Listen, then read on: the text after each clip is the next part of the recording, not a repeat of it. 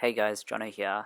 A lot of you guys might be wondering how hard is it to beat level 8 as level 6, or what is the ceiling for a free-to-play player to reach. I'll just show you guys some footage today of me as a level 6 player dominating some level 8 guys. So I'll just show you guys my deck real quick. So I don't have any rares over level 5, none of my commons are over level 7, and none of my epics are over level 2. So let's jump into it. Alright, so now we're up against JF Feng. This guy, I don't know what he's up against at the moment. So you can see here that he's got an Inferno Tower, but I don't know that. So I'm just gonna fill him out with some Goblin Spears, and I can see he drops an Inferno. So I'm assuming because he has an Expo, that he has an Inferno Tower, that he's got Expos. Because most of these guys, they follow it up with that. It's just a standard strat. So I think it's a little bit cheap, but you know, you gotta deal with it. So you can't really cry too much about it. So I'm just gonna wait him out and probably just drop a Tombstone because we're playing passively here. So waiting. There we go. So I do see the crossbow there, so I need a response for that ASAP. So I dropped the Valkyrie and the Dragon.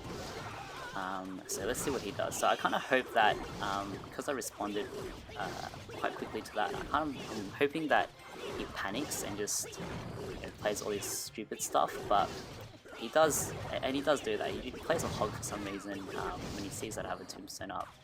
So I don't know, so you kind of hope that these level 8 players make mistakes like that. Now he drops a Wizard, and obviously going to freeze that because Hog and Wizard are really good.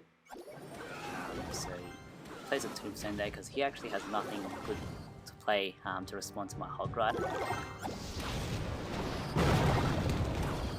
Alright, so here I fireball the Tombstone and the Wizard because I do gain a 4 mana elixir advantage by doing that, since his Wizard and his Tombstone cost 8 mana in total, while my Fireball just costs 4 mana. So I do end up ahead there. So now we're just waiting. We just want to make sure we have a response for his crossbow and Inferno Tower. So he does drop that off, and we do have a response. So I drop the Dragons and my Spear Goblins to counter that, and just kind of waiting for him to follow up, or maybe make a mistake by panicking again. But we see that he doesn't really commit too much to protecting those two, and I have a Hog and Freeze to follow it up with. Yep, so take that down easy. Now all I need to do now is just defend. So I just need to not panic and just kind of play as passively as I can and just respond. So you see there that I actually dropped my Hog. I just used that as a distraction because I didn't really have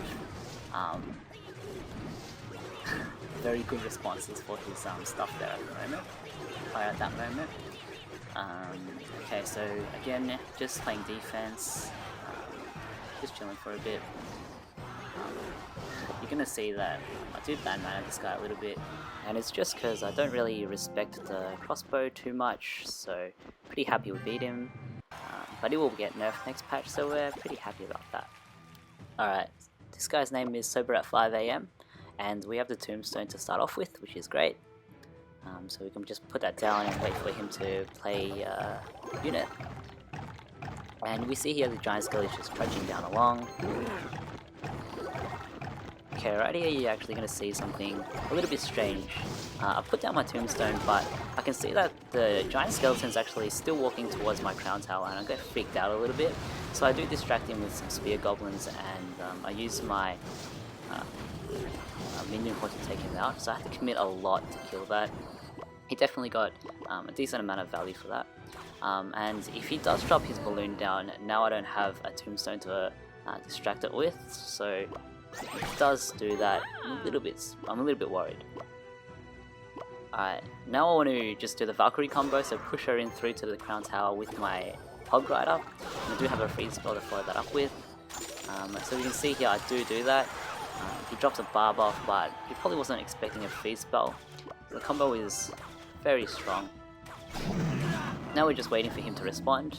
He responds with a balloon because he thinks that I don't have elixir after pulling off a combo that big, but I do.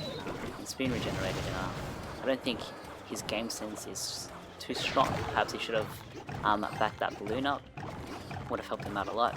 We can see how I can just distract this giant skeleton with my spear goblin. So what you want to do, guys, is you want to distract him so that he gets hit by both the crown towers. I do try to do that, but it's not too big of a deal that I didn't pull that off since I had a dragon there.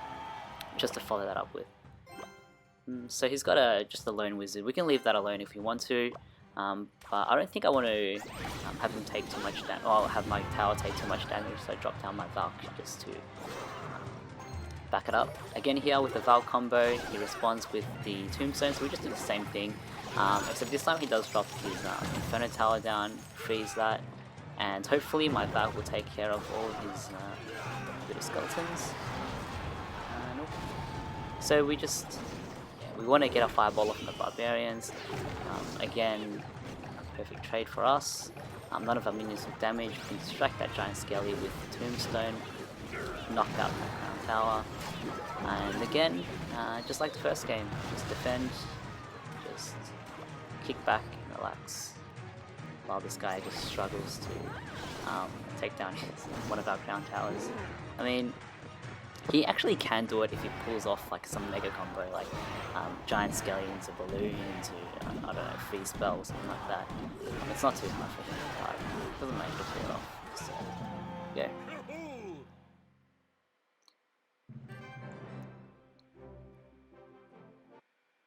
Alright, now the last guy for today, he's gonna be Collius. Now this guy actually uses a mortar. I haven't faced many of those, but I can see that they're gonna be buffed next patch, I think. So we're probably gonna be seeing a lot more of those in place of the crossbow. So all you guys that are like, oh, you know, the crossbow is finally gonna get nerfed, you're gonna have to be putting up with a little bit of mortar action. So we see here that this guy actually knows how to back up his giant skeleton. He backs it up with a dragon, which is actually really good.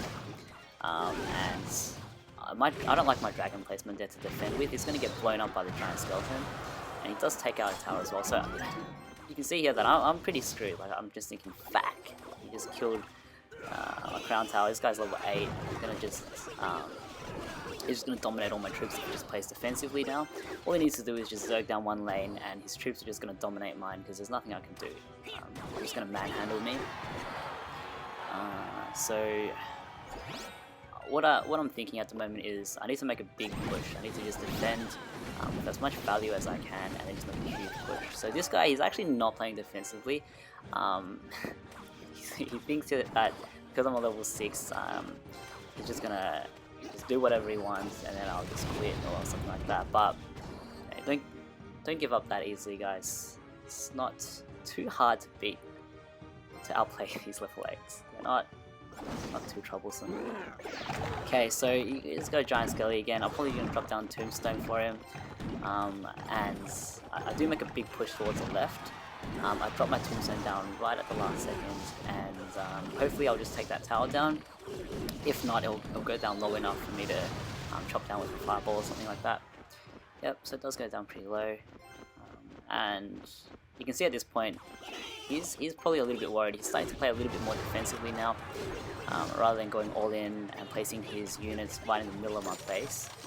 And he does go ahead and freeze. I don't like that freeze at all, because his barbs are too low, and they're just going to get damaged by the King Tower. Okay, so we're going to take down his left tower. He drops down a mortar there, but he doesn't have anything to back it up. He thinks that because I just dropped the dragon down, that I don't have any elixir, but he miscalculated. And we're just going to go ahead and get our Hog and Valk combo there. I don't manage to push her into the crown tower this time, but we'll make do. And here we go. We've got a fireball to finish that off with, so we've got plenty of time left. So at the moment, what I'm trying to do is, I was just going to defend.